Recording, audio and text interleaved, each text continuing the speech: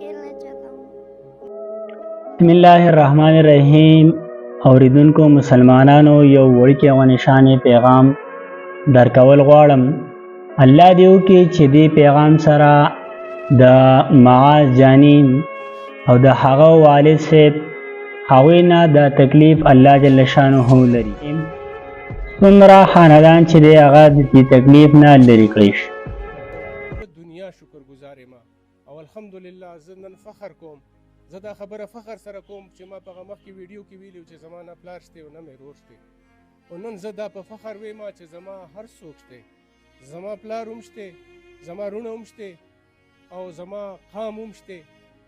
زه ډېر شکر گزار یم چې منانو تاسو د معاذ جانی د والد صاحب خبرې هم واورېدې او د معاذ جانی هم واورېدلې چې ډېر په تکلیف سره او ډېر په افسوس سره دا خبره کول غواړي چې هغه وایي زه نور ژوند هم غواړم، زه هم لوبې کول غواړم، زه هم ګرځېدل غواړم.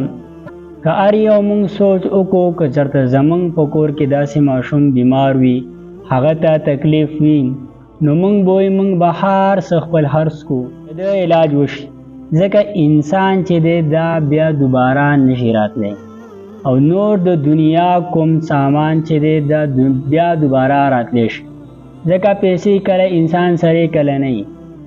کله د انسان عزت کم وي، کله د انسان عزت زیات وي، لیکن چې کله یو انسان الله جل شانه واخلي وفات شي نو هغه بیا واپس نه راځي.